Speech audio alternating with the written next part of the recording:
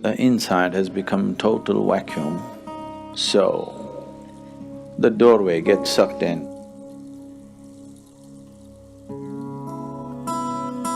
Another way of opening the third eye is you contain everything inside. The first way of doing is the best way of doing.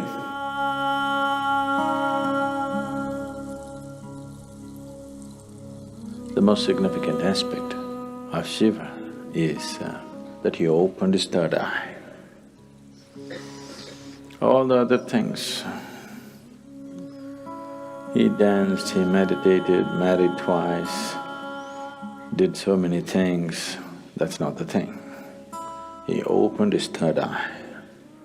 It's only for that we remember him even today. For that, even today, after thousands of years, we still bow down to him. Because there is no substitute for knowing. There is no substitute for knowing means. And there is no way to know unless your perception goes beyond your present levels of perception. Unless your ability to see is enhanced beyond its present limitations, there is no way to know.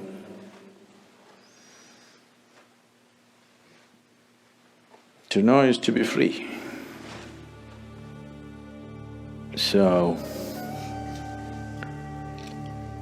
Shiva is significant for us not because he's wrecked in Himalayas, not because he played with snakes, not because of this or that, because he opened his third eye. He perceived what most human beings fail to perceive. What is unseen for a large segment of humanity became a normal part of his vision. That's what third eye means. So people say, when Shiva opened his third eye, it was a fiery process, fire came out of it. Why they're saying fire is because within himself, he burnt everything that he thought mattered to him. He became like a fire chamber, like a kiln, that within himself he burnt everything that can be burnt, and then from every pore of his body, instead of sweat and blood coming, ash came out. Why? Shiva is always depicted as ash smeared. He didn't go about smearing ash. Ash came out of his pores. This is to indicate that he has burnt it all. He has burnt every shred of ignorance, everything that one believes as true, he burnt. Because he burned everything and everything became ash, then this opening of the third eye could not be denied to him.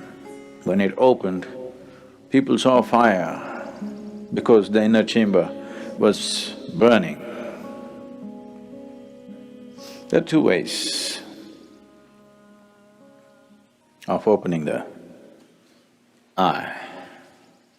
One way is the inside has become total vacuum, so the doorway gets sucked in and naturally has to open. The doorway becomes limp and falls inward because there is nothing. He simply burnt not only his thought, not only his emotion, not just his relationships and possessions, he's just burnt his very being. The individual being is completely burnt out and there's a total vacuum, so the door fell inward and it's open. So people saw fire because it was burning still.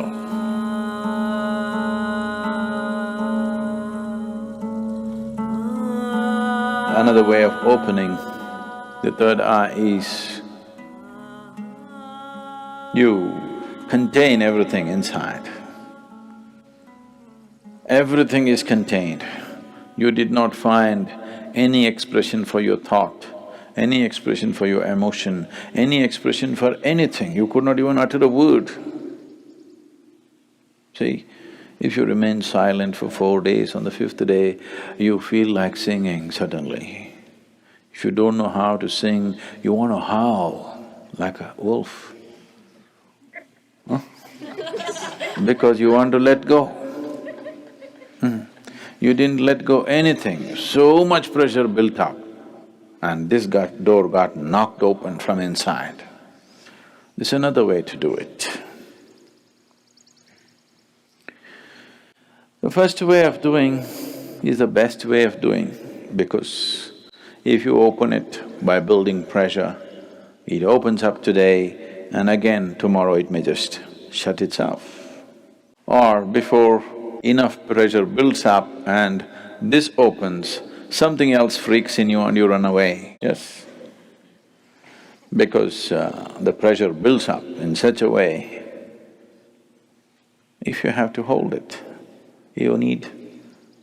because you don't know what's happening, it looks like torture. It looks like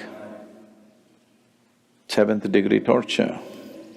If you're putting yourself through the whole process, then definitely your mind will ask, what is the point going through this torture? Because it's a lot of torture.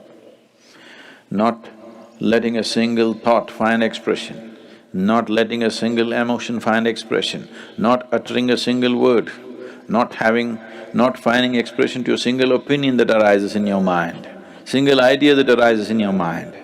Oh, it'll burst you somewhere.